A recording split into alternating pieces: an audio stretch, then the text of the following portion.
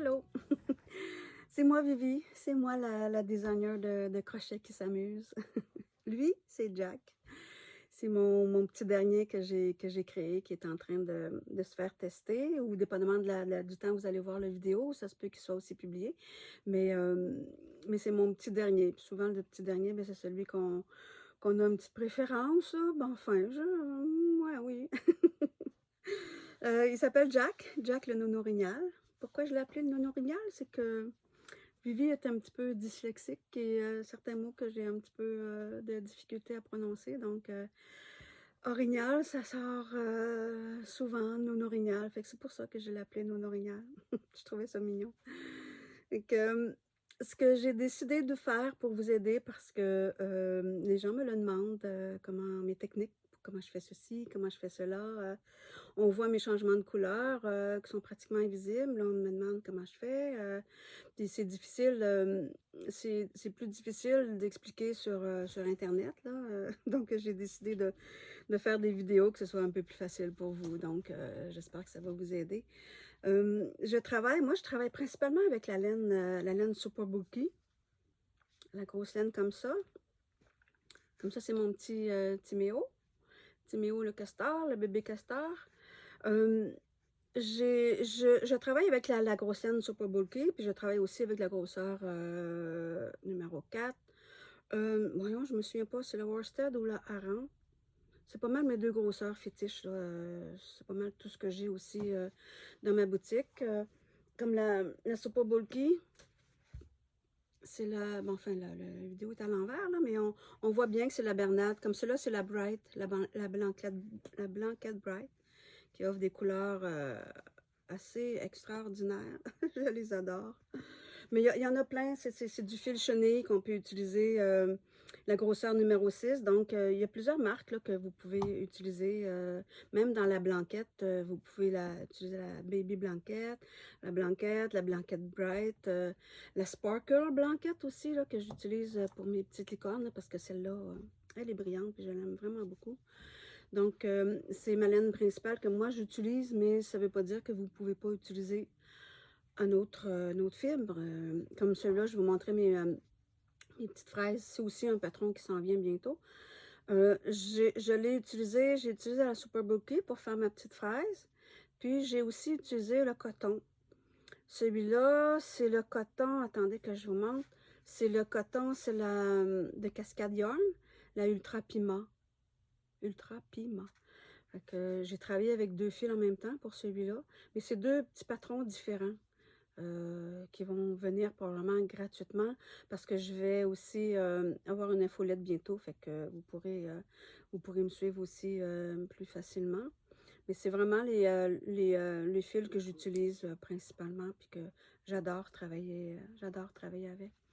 Et juste pour vous donner un petit exemple de ce qui s'en vient, ben moi je travaille en spirale, presque essentiellement en spirale.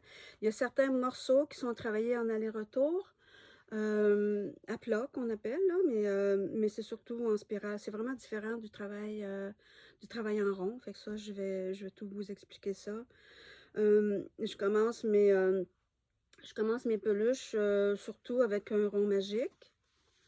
Mais parfois, comme celui-là, le petit castor, est commencé avec des mailles de fondation. Donc, puis quelquefois aussi, je peux commencer avec des mailles en l'air ou des mailles chaînettes selon les termes qu'on emploie. Donc, je veux aussi vous expliquer ça. Attends un petit peu, je vais mettre un petit jack de côté comme ça. Et puis, ce que je travaille aussi essentiellement, c'est les mailles torses.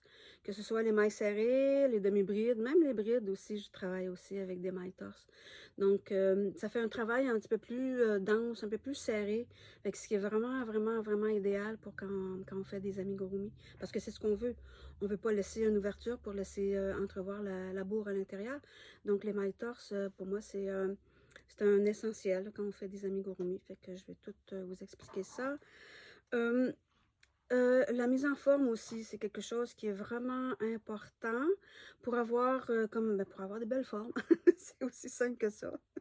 Fait que ça aussi, je vais vous montrer. Je vais vous montrer vraiment la différence entre un petit morceau qui a pas été mis en forme versus le morceau qui a été mise en forme. Et vous allez voir une différence. Je vous parlais tout à l'heure des changements de couleur qui étaient pratiquement invisibles, mais ça, je vais vous montrer. Je peux peut-être vous montrer.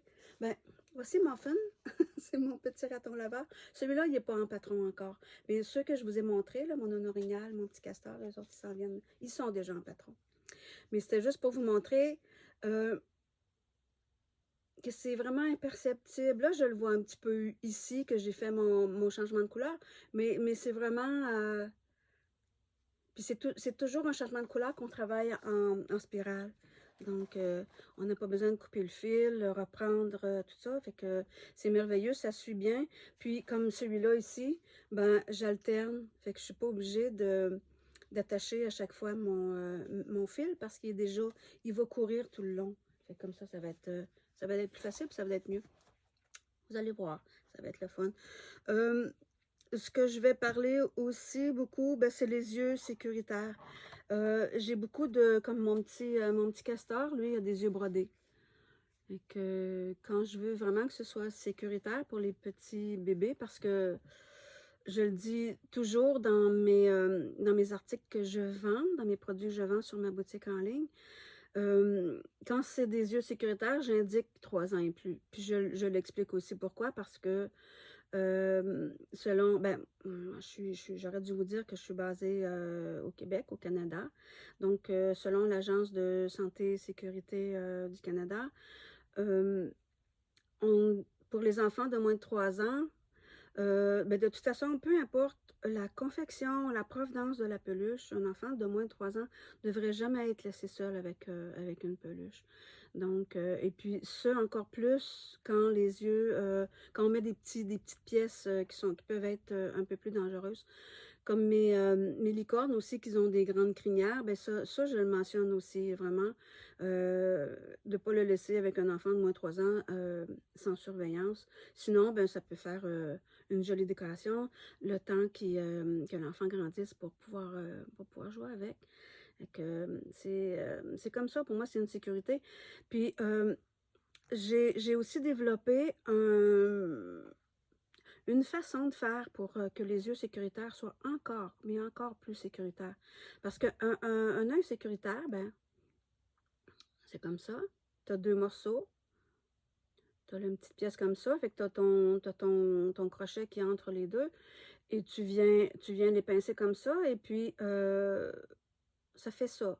Mais moi, j'ai vraiment 2 petites choses que j'ajoute pour que ce soit vraiment, vraiment, vraiment sécuritaire. Une chose que j'ajoute, et puis une petite technique supplémentaire qui vient encore un petit peu plus scellée pour que ce soit vraiment, vraiment sécuritaire. Fait que ça, c'est des choses que j'ai envie de communiquer, de vous montrer comment moi je travaille mes peluches, que mes techniques de mes patrons soient un peu plus claires aussi.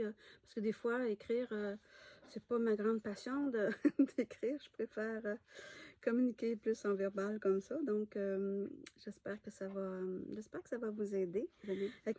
Ce que je vais aussi vous parler, c'est que mes patrons sont, moi je suis francophone. Je suis bilingue, just a little bit, mais vraiment a little bit. Fait qu'à ce moment-là, je demande à une professionnelle, Julie Desjardins de Accrochet, pour faire la traduction de mes patrons en anglais. Parce que tous mes patrons que j'ai présentement dans ma boutique, j'en ai 17 ou 18, je me souviens pas. Pour là, je pense avec mon Jack, ça va être à 18 patrons. Donc, c'est Julie la pro, qui m'aide beaucoup aussi à monter mes patrons parce que j'avais pas l'habitude de confectionner, de publier des patrons. Fait que ça a été d'une grande, grande aide. Donc, puis Julie, elle traduit du français à l'anglais, puis elle peut aussi traduire de l'anglais au français pour ceux qui en ont besoin comme ça. Mais elle peut aider beaucoup. Fait que ça, fait que c'est ça que je voulais vous parler, là, vous dire que mes tutos d'aide, ils s'en viennent très bientôt. Fait que j'espère que vous allez apprécier et que vous pouvez vous abonner. Comme ça, vous ne perdrez rien.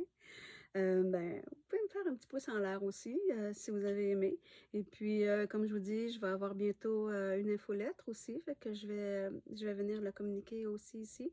Donc, vous pourrez me suivre facilement.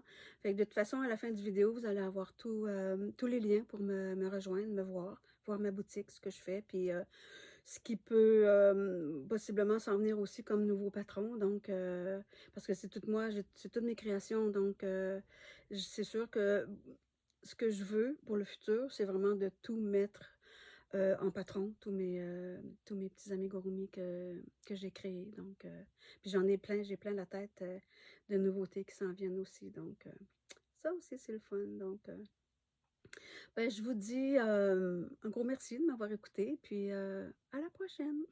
Bye.